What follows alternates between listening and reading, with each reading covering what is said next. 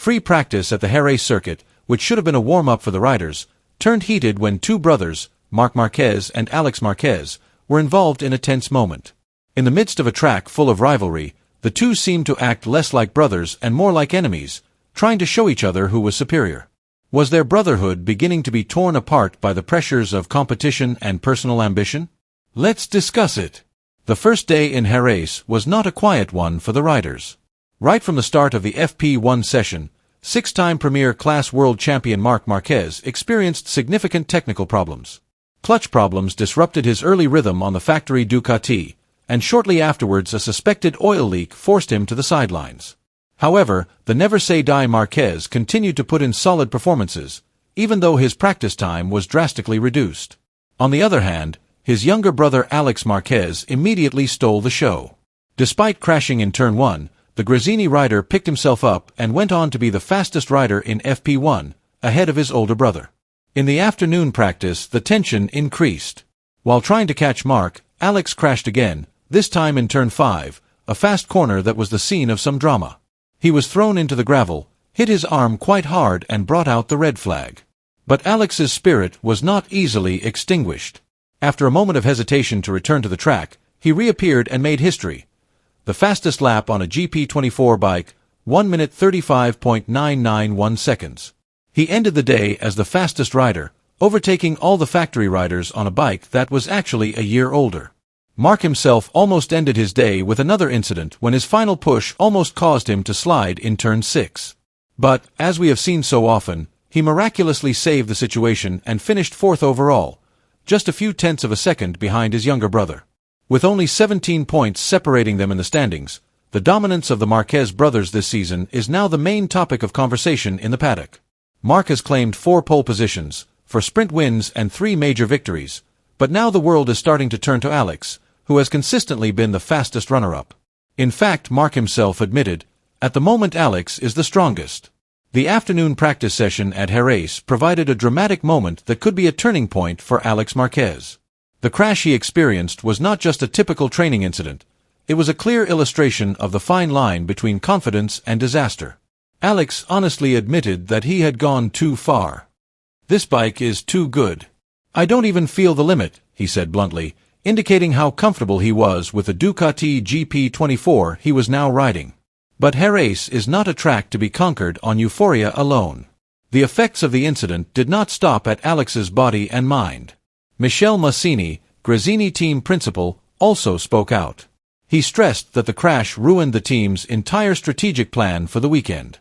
Alex failed to do a race simulation on medium compound tires, an important session that almost all the other top riders do. In the midst of a tight schedule, missing an important session means losing valuable data that could determine strategy on race day. In a tight battle like MotoGP, small details like this can make the difference between winning and losing. But behind the chaos, Alex performed a miracle. In one fast lap, he performed brilliantly. His speed not only matched but surpassed that of several factory bikes that were much more technically advanced. In Alex's hands, the GP24 showed that it was still very competitive, even more so than many people thought. He proved that with courage and the right touch, even a satellite bike could be a serious threat. Meanwhile, his older brother, Marc Marquez, showed a maturity that has not been affected by the competition. Asked about the threat posed by his own brother, Marc responded with characteristic firmness. "He's my main rival now, but if I don't beat him, it's not a big problem. The important thing is to be world champion," he told the Spanish media with a calm but significant face. For Marc, the internal battle does not change the main goal, to be the best in the world. Marc had his own challenges. Mechanical problems in the first free practice, FP1, had indeed disrupted his rhythm and preparation. However, as usual, Marquez never let technical obstacles get in his way.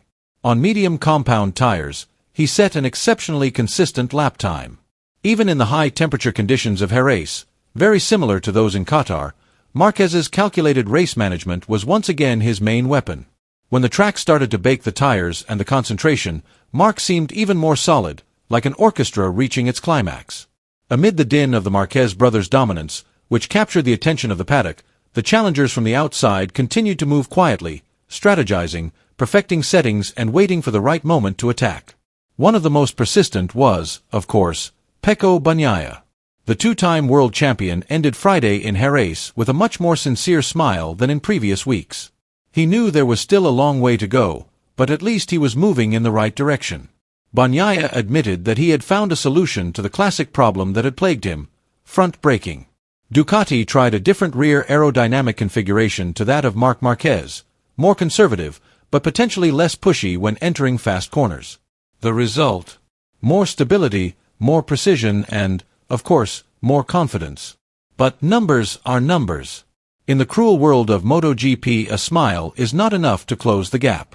Pecco is still half a second behind Marc and a few hundredths behind his new teammate Franco Morbidelli. But history is on his side. Bagnaia is a three-time winner at Jerez, a track he knows like the back of his hand. And in this season of twists and turns and pressure, he knows that the Andalusian race could be the turning point.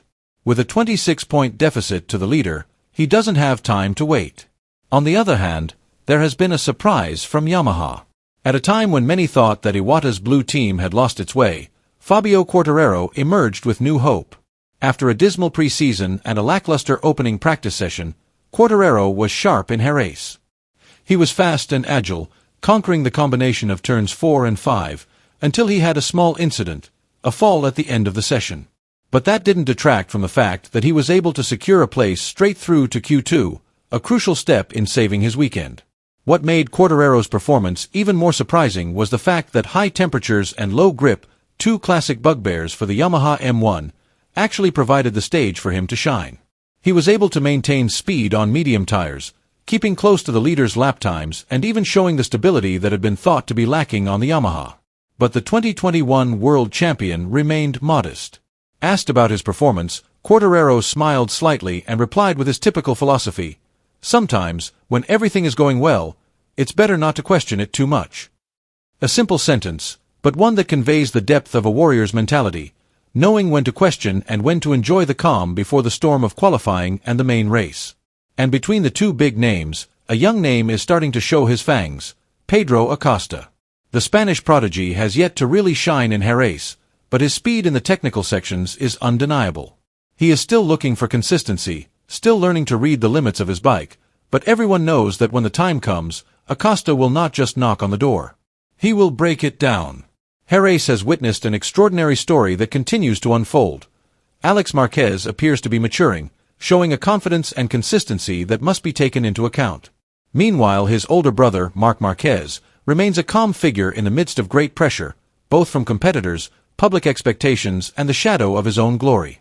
Behind them, their rivals are slowly but surely closing the gap in an increasingly fierce and unpredictable battle. With the pace getting closer with each session, the track temperature continuing to rise, and the waves of home fans flooding the grandstands, the 2025 Spanish Grand Prix is sure to be one of the most explosive and dramatic races of the season.